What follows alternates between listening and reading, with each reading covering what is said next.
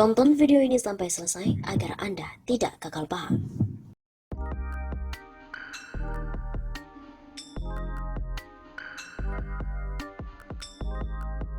Tak gentar, Anies Baswedan pun segera tarik rem darurat di tengah tekanan pusat. Ditunggu-tunggu awak media untuk konferensi pers, Gubernur DKI Jakarta Anies Baswedan muncul bersama Wakil Gubernur DKI Ahmad Riza Patria pada hari Rabu 9 September 2020, pukul 19.37. Ia mengumumkan kebijakan menarik rem darurat. Kami sepakat tarik rem darurat dan kita akan menerapkan PSBB seperti awal lagi. Begitu kata Anies. Dan di Jakarta akan mulai lagi dari bekerja, mulai dari rumah, belajar dari rumah dan beribadah juga dari rumah. Kebijakan itu menyentak banyak kalangan. Para pembantu Presiden Joko Widodo alias Jokowi pun menentang Anies. 3 menteri mempersoalkan keputusan tarik rem darurat itu. Menteri Koordinator Bidang Perekonomian Airlangga Hartarto mengatakan sebagian besar kegiatan perkantoran akan tetap berlangsung melalui kebijakan jam kerja yang fleksibel. Padahal Anies akan menutup seluruh perkantoran kecuali 11 sektor. Dalam rapat daring para menteri koordinator dengan Anies pada 10 September, Airlangga juga mengkritik pengumuman PSBB total karena menimbulkan ketidakpastian dan berdampak pada merosotnya indeks harga saham gabungan atau IHSG. Sehari setelah Anies mengumumkan rencana itu, IHSG pada 10 September anjlok 257,9 basis poin atau 5,01%.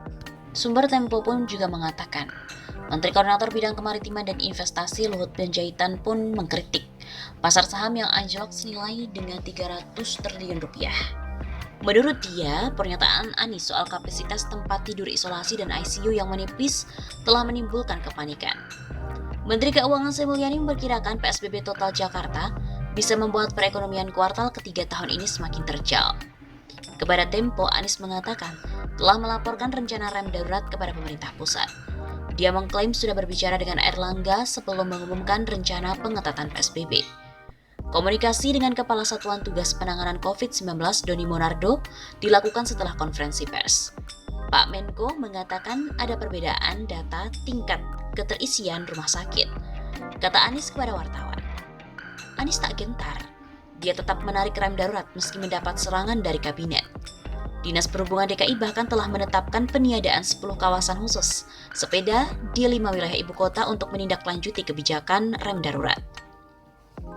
Pengamat kebijakan publik Agus Pambagio, Hakul yakin mantan Menteri Pendidikan dan Kebudayaan itu telah mendapat restu dari Jokowi. Dia merasa tak mungkin Anies memutuskan sendiri PSBB total tanpa koordinasi dengan Presiden atau setidaknya Satgas Penanganan COVID-19. Saya yakin pasti beliau dipanggil Presiden. Saya tidak tahu, tapi saya yakin. Begitu ucapnya dalam diskusi virtual acara Perspektif Indonesia pada hari Sabtu 12 September.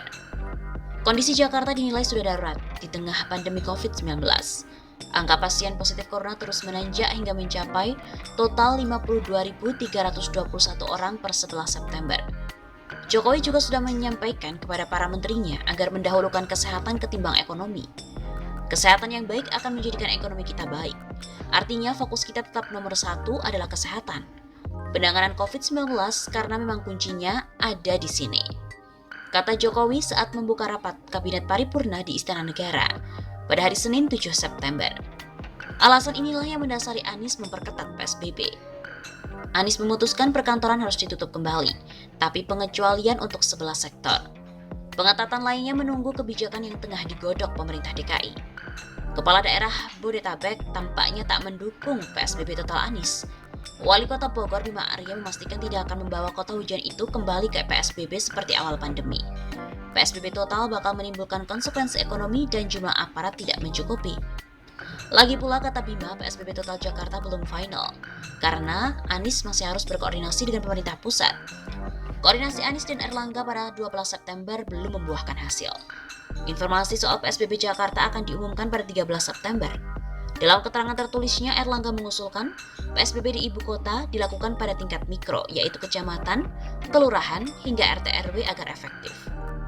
Pengetatan mikro seperti itu yang berjalan di Kota Bogor, khususnya di wilayah berstatus zona merah. Bima menamainya dengan Program Pembatasan Sosial Berskala Mikro dan Komunitas atau PSBMK, yang salah satu implementasinya adalah memberlakukan jam malam. Di Kota Tangerang, pengetatan juga disesuaikan dengan kondisi wilayah. Wali Kota Tangerang, Arif Wismansyah, mengatakan kotanya sudah terlebih dahulu kembali menerapkan PSBB sebelum Jakarta. Menurut dia, pengetatan di Kota Tangerang disesuaikan dengan kondisi wilayah, bukan semata-mata langsung PSBB total seperti Jakarta.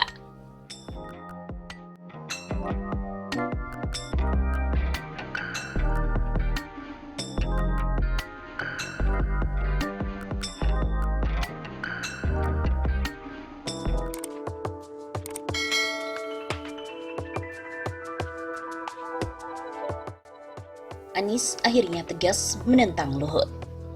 Gubernur DKI Jakarta Anies Baswedan memastikan kendaraan roda 2 atau ojek tetap dilarang untuk mengangkut penumpang, dan Anies mengatakan aturan itu mengikuti peraturan Menteri Kesehatan terkait dengan PSBB di Ibu Kota DKI Jakarta. Terkait dengan aturan mengenai ojek atau kendaraan bermotor roda 2, kita tetap merujuk pada peraturan Menteri Kesehatan terkait PSBB, dan rujukan peraturan gubernur adalah memang kebijakan PSBB dari Kementerian Kesehatan. Begitu kata Anies di Balai Kota Jakarta pada hari Senin 13 April. Maka dari itu Anies menekankan kebijakan roda 2 atau ojek tetap pada aturan Pergub nomor 33 tahun 2020, yakni hanya membolehkan mengantarkan barang. Karena itu kita akan meneruskan kebijakan bahwa kendaraan bermotor roda 2 bisa untuk angkut barang secara aplikasi, tapi tidak untuk angkut penumpang. Ini akan ditegakkan aturannya. Dan ini berlaku juga untuk kegiatan lain yang menggunakan roda 2. Jadi bagi anggota keluarga yang bersama-sama menggunakan kendaraan roda 2, kalau dia berasal dari rumah yang sama dengan alamat KTP yang sama tidak masalah. Tapi kalau motor untuk angkut penumpang sebagai kegiatan usaha, itu yang tidak diizinkan dengan potensi penularan menjadi tinggi. Jelas Anies.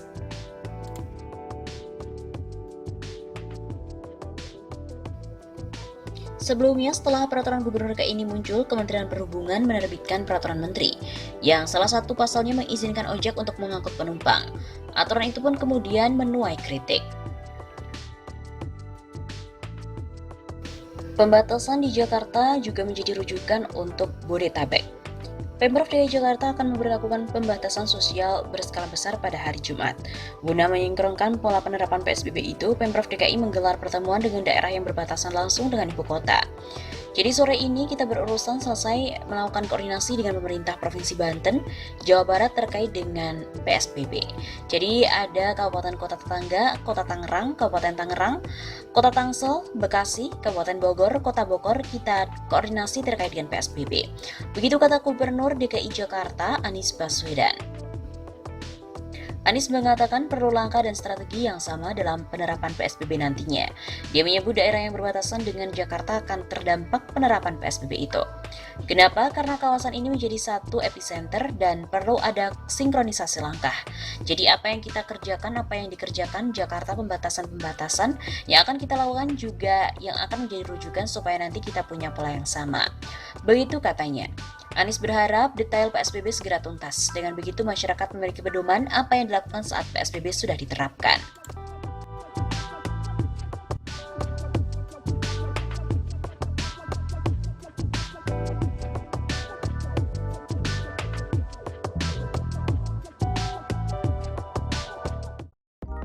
Tak gentar, Anies Baswedan pun segera tarik rem darurat di tengah tekanan pusat. Ditunggu-tunggu awak media untuk konferensi pers. Gubernur DKI Jakarta Anies Baswedan muncul bersama Wakil Gubernur DKI Ahmad Riza Patria pada hari Rabu 9 September 2020, pukul 19.37. Ia mengumumkan kebijakan menarik rem darurat. Kami sepakat tarik rem darurat dan kita akan menerapkan PSBB seperti awal lagi. Begitu kata Anies, dan di Jakarta akan mulai lagi dari bekerja. Mulai dari rumah, belajar dari rumah, dan beribadah juga dari rumah. Kebijakan itu menyentak banyak kalangan. Para pembantu Presiden Joko Widodo alias Jokowi pun menentang Anies. 3 menteri mempersoalkan keputusan tarik rem darurat itu. Menteri Koordinator Bidang Perekonomian Airlangga Hartarto mengatakan sebagian besar kegiatan perkantoran akan tetap berlangsung melalui kebijakan jam kerja yang fleksibel. Padahal Anies akan menutup seluruh perkantoran kecuali 11 sektor. Dalam rapat daring para menteri koordinator dengan Anies pada 10 September, Airlangga juga mengkritik pengumuman PSBB total karena menimbulkan ketidakpastian dan berdampak pada merosotnya indeks harga saham gabungan atau IHSG.